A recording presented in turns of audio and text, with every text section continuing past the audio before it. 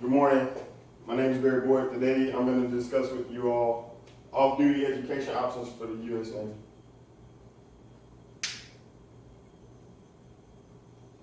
All right. This demographic right here shows the median annual earning salaries from the ages 25 through 34.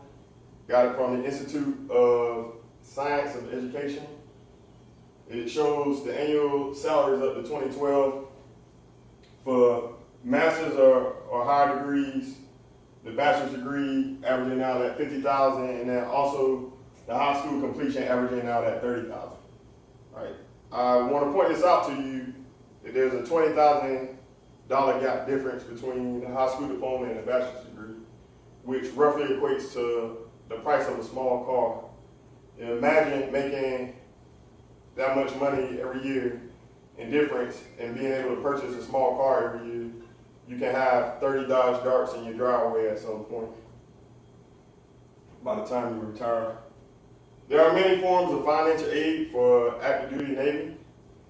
The reason why I want to stress this is because this is going to be the means for you to reach that goal of receiving your bachelor's degree so you can earn more money.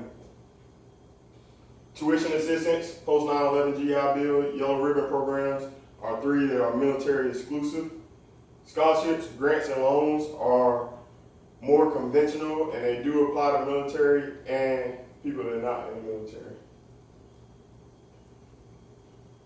Today we're going to cover specifically post 9/11 GI Bill. We're going to talk about who can receive the benefits, what type of benefits they're actually going to receive, and also what kind of training it can cover. The reason why I'm going to talk to you about this topic is because it is very important that you understand the benefits that the GI Bill covers and what type of training it covers. It is important to know that because that way you can appropriate the proper funds. I myself am 3 credits away from getting my bachelor's degree, but I have chosen not to use my post 9/11 GI Bill because I'm fully aware of what benefits it would provide me for going to some kind of master's program or some doctorate school. So I've elected to use my post 9/11 GI Bill for that purpose. Post 9/11 GI Bill will pay 100% of tuition and fees. It's directly paid to your school. In the past, it used to get paid to you and then you would pay the school, but now it gets paid directly to the school. It also gives you what they call a monthly housing allowance. This is equivalent to E5 with dependent pay grade of BAH, which covers your housing right now while you're in the military. This is the amount of BAH is going to be based off the zip code of the actual school that you're attending. For example, myself, if I was to receive these benefits and I was going to school in Jacksonville, Florida, where I intend on going, I would be receiving $1,500 a month. If I was taking the school online, then I will only receive half of that, which roughly equates to $750. You also get a books and stipend at the end of the year for $1,000 to help cover fees and supplies as well. All right. To actually receive these benefits, you need to have served 90 days past September 11th. You also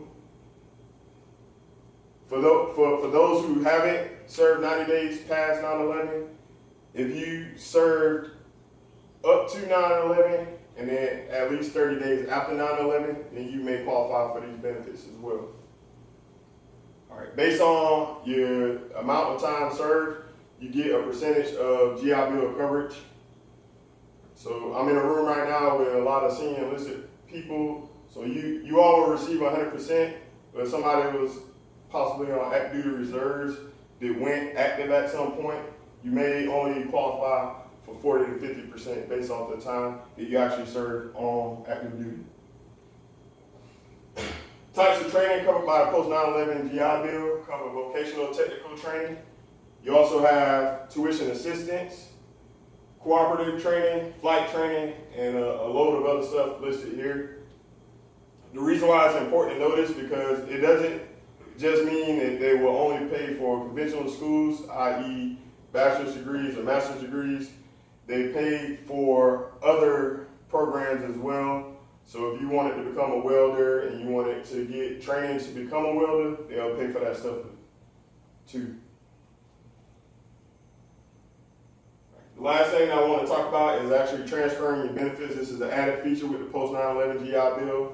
If you don't intend on going to college after you get out, so if you retire out the military at 20 and 30 years, feel like, hey, I don't want to get a degree, I would rather my wife or my child get a degree, you can transfer those benefits to them.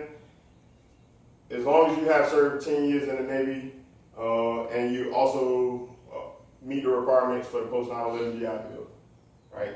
At the time of transfer, you must have at least 4 years remaining in the contract to do so.